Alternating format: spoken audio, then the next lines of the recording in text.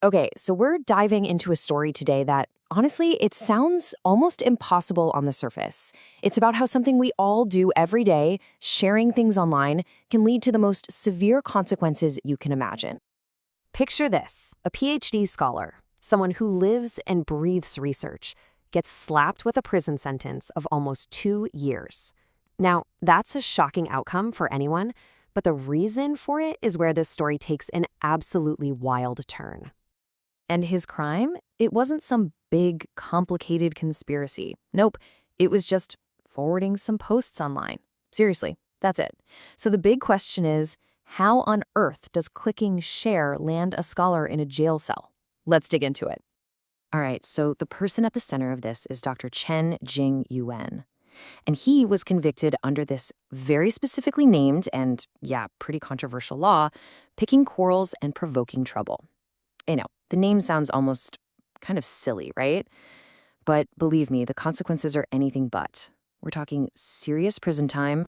So you have to wonder, what was the official accusation? How did the state even begin to build a criminal case out of just a few shared posts on social media? Okay, so the legal basis for all this is Article 293. Now, the really, really important part here is that last bit, causing serious public disorder. See, this means it's not enough to just post something that might be false. The law says it has to cause some kind of real, actual chaos in the real world. That should be a pretty high bar to clear, you'd think. So, for the prosecution to win, they had to prove three things. Not one, not two, but all three. First, they had to prove the info Dr. Chen shared was actually factually false. Second, they had to prove he knew it was false, that he did it on purpose. And third, they had to prove it caused that serious public disorder we were just talking about. They have to nail all 3 points.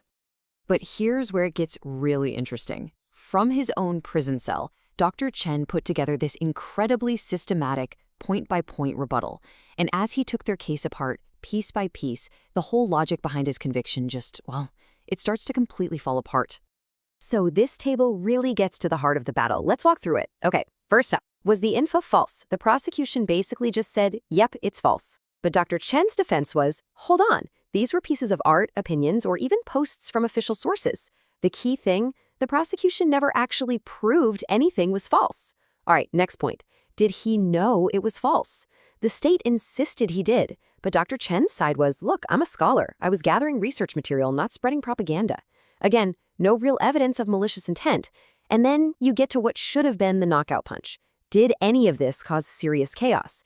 Get this, his account had less than 100 followers. We're talking minimal engagement, no real-world impact whatsoever.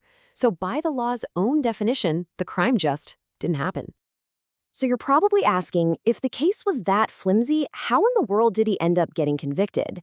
Well, what we see is this chain of legal errors, where each step of the process just kind of piled on top of the failure before it.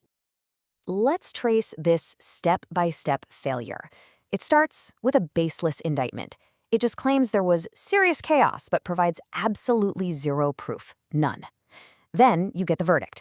And since they had no evidence of his intent, the court just invents this totally bizarre high education guilt theory. We'll get to that in a second. And finally, the appeal. The court basically throws up its hands and rejects the appeal, saying that Dr. Chen didn't submit any new evidence, which is just, wow. It completely flips the burden of proof. It's always on the prosecution to prove their case. And this right here, this quote from the verdict is just, it's mind-blowing. So the court is basically saying, hey, this guy has a PhD. He's a smart guy, so he should have known better. He should have been able to tell right from wrong. They literally used his education against him as a stand-in for actual evidence of intent. It's a conviction based on who he is, not what he did. So, yeah, this is obviously about way more than just one scholar and a few tweets. What's really on trial here is the idea of liberty itself. It really makes you think about the fundamental relationship between a person and the state. So let's pull back for a second. What does a case like this, with all its flawed logic and predetermined outcome, really tell us about what freedom even is? Well, there's a really useful concept for this from the philosopher John Stuart Mill. It's called the harm principle. And it's pretty simple. The only time power can be used against a person against their will is to stop them from causing direct harm to other people. Dr. Chen's posts, with barely anyone seeing them and zero real-world impact, yeah, they don't even come close to meeting that standard. There was no harm. And that brings us to this really important idea, the difference between two kinds of liberty. On one hand, you have negative liberty. Think of that as freedom from things, freedom from the government interfering in your life. But then you have positive liberty, which is more like the freedom to do something, to be your best self. Now, the danger, the huge trap, is when the state decides it gets to define what your best self is. And that's exactly what happened here. The court's logic, that a smart guy should think a certain way, is a twisted version of that positive liberty.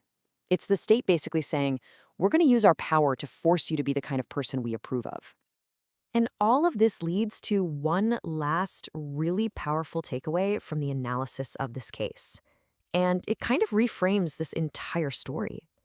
And it comes down to this. When you have a legal process, from the initial charge to the final appeal, that just ignores facts, flips the burden of proof, and judges you based on your background instead of evidence, well, it's not really about justice anymore, is it? The law stops being a tool for finding truth. It just becomes the grammar of power, a way to justify a decision that's already been made. And that is definitely something to think about.